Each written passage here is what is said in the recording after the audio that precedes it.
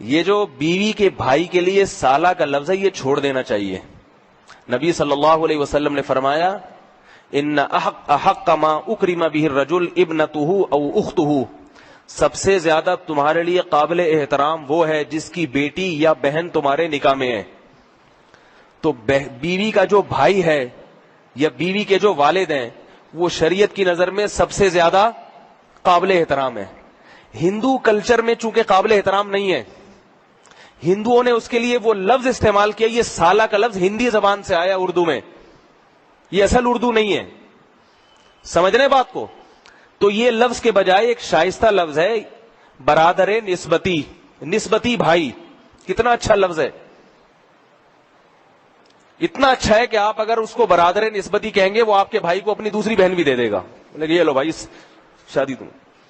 اور جب آپ سنیں گے سالہ آیا ہوا ہے ایک گالی بن چکا ہی ہے. تو کیا لفظ استعمال کیا کریں؟ اور اگر یہ مشکل لگ رہا ہے برادر نسبتی تو بردر ان لا کہتے انگلش، وہ بھی تھوڑا آسان ہے. بردر ان لا. سالہ والا نہ کہا کریں میرے سالے آئے ہوئے. لوگ سمجھتے ہیں جوتا چور آیا ہوا ہے جو مسجد سے چپل چوری کر کے گیا ہوا تھا.